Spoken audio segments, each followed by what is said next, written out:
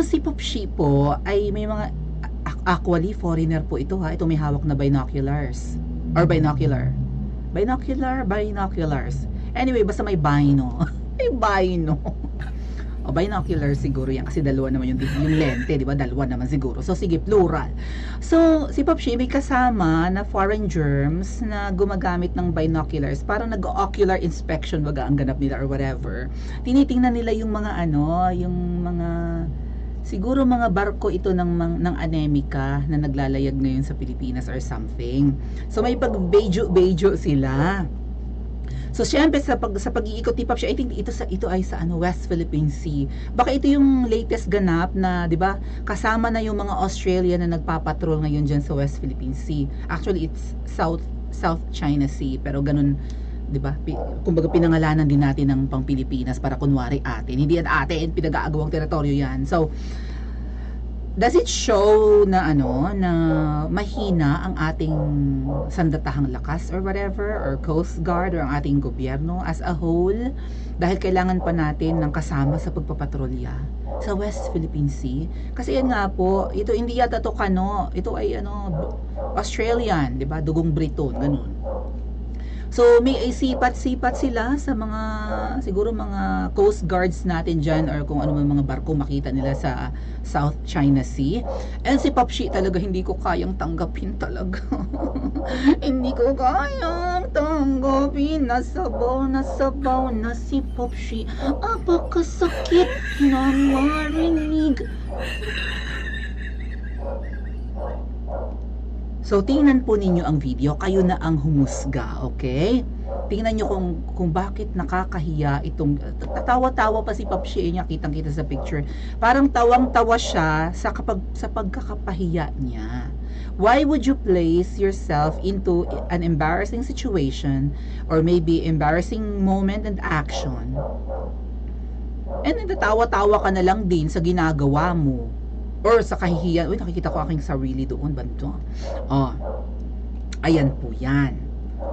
Panoorin natin ang video at sana ay hindi ako ma-copyright. Sige, panoorin po natin. Galing po itong TikTok. Tingnan nyo. Ayan, binilugan na nga mga ate at kuya. Yung isang lente ng lente ba tawag dyan? Yung isang part ng binoculars, yung nasa left eye ni Popshi, ay may cover pa. At tingnan nyo, parang hindi man lang siya nagulat. Parang hindi nagpa-function. Okay, panoorin natin. Tinaan ko. Ayun, tinitingnan nyo mga barko ating. May airplano, helicopter. Tinatawanan. Kinakausap siya ng foreign germs. Yung babaita kamukha ng anak ni Lugaw. Tatawa-tawa sa kanya. Ngingiti-ngiti. Feeling ko Australian yan eh. Magteleskop ka tapos hindi mo alam na may cover pa? Yan, okay na daw. Sakto na daw. Again, panoorin nyo mga ate at kuya. May cover pa, di ba? May ay masid-masid sa sa barko. May cover pa. May helicopter. Hindi man lang yun napansin kung hindi pa yung babae na, Diyos ko, natawa-tawa yung babaeng parang staff ni Popshi, kung sino man siya. Grabe ang tawa. Diyos ko, kahit si Popshi, tawang-tawa sa kanyang ginawa.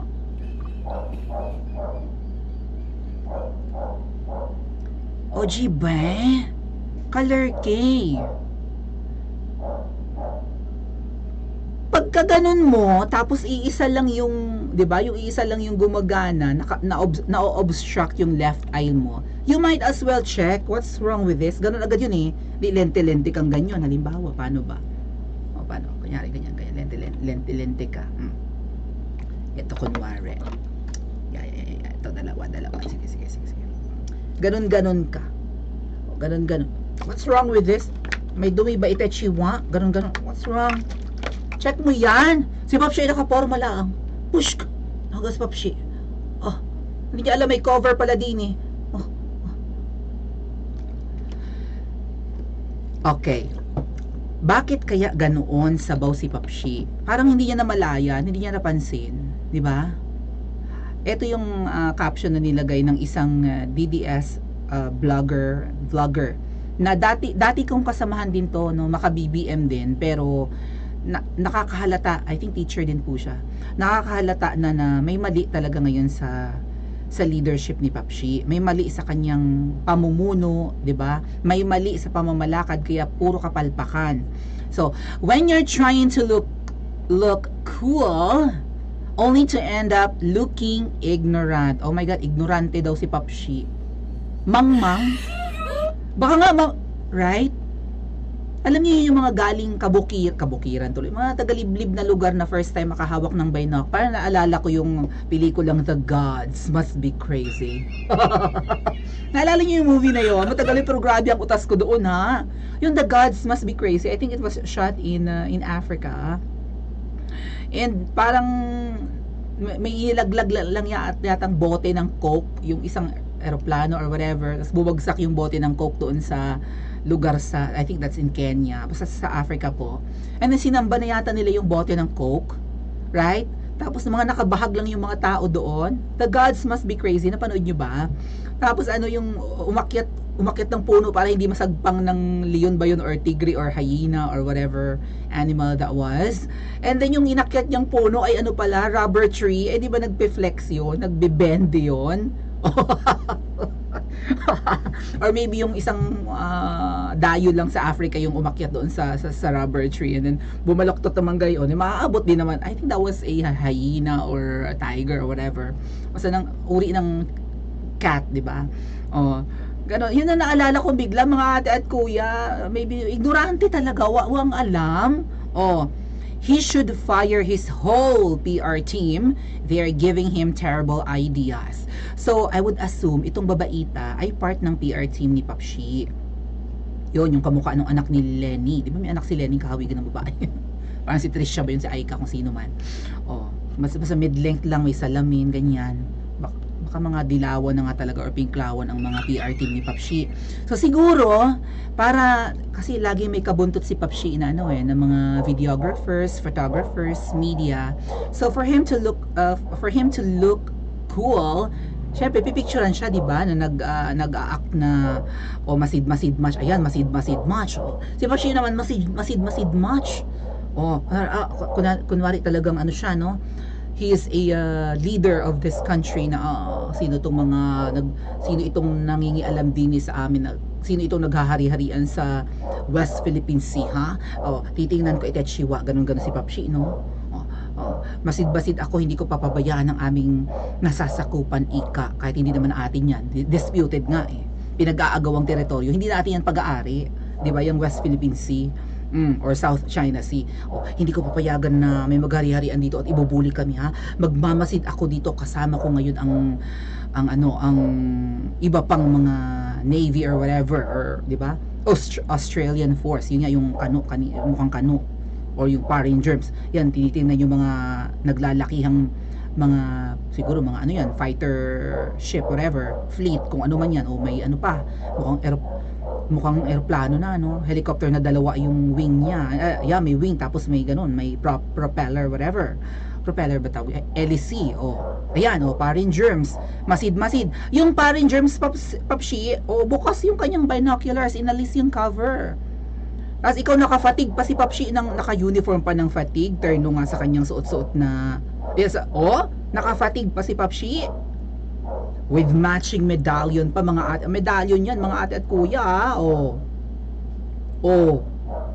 diba talagang leader ng bansang Pilipinas, tapos ganyan ang ganap, sumisipat sa binoculars nang covered pa yung isa, wang alam. So siguro nga po idea ito ng kanyang mga PR team na gamit ka, sir, ito po ang binoculars, mas maganda po kasi na hindi nyo lang tingnan ng with your, diba, naked eye or whatever, tingnan nyo rin gamit ang binoculars para mas malapit yung makita yung mga ships and whatnot, diba? Pati yung mga helicopter na pinapalipad natin. Gamit po kayo ng binoculars. Si PBBM naman, wang alam. Now, if we will put PRRD on such situation, kung lahat ng kilos ng isang pangulo ay ididikta or isasuggest ng PR team, si PRRD pwedeng pwedeng palag-palag siya, right? Pwedeng, no, I don't want that. No. You don't have to, no, don't do that. Baka ganun si PRRD kasi, di ba, like, bibigyan siya ng script, magsosona, magsa-speech. Hindi siya pera niya yung script. Gusto niyang kausapin ng tao. Parang si PRD kasi excited laging kausap ang tao. Also, halimbawa, pag may mga award na, like, may bibigyan ng cash or cheque, like magpiprint na di ba minsan sa mga loto or sa mga scholarship or sa mga pageant, magpipresent ka ng cheque sa winner, and then yung ipepresent mo cheque, minsan yung pagkalaki-laki talaga na pinasadyang print na cheque, na ang laki-laki, as in malaki, kasi laki ng illustration board. Hindi naman yung actual na check, syempre yung ipapapaltan mo sa bangko, yung ipapakash mo na check, ayun talagang ganito lang kalaki, right? Yung ganito lang kalaki na cheque, gaano ba kalaki? Like, ganito lang kalaki yung cheque, di ba? O, ito lang yung ipapa-encash mo, hindi yung cheque na pagkalaki-laking ganyan.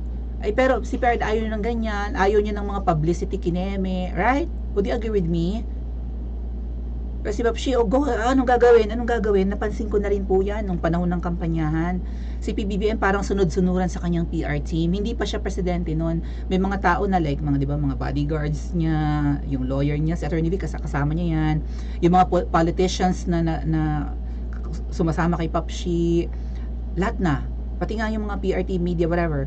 Parang sunod lang siya ng sunod. Di ba ganon? Kasi nga, alam niya na everyone is looking at him. May mga taong nagbabanta ng buhay niya, sa buhay niya. So, siya'y sunod lang ng sunod sa kung ano ang sasabihin sa kanya.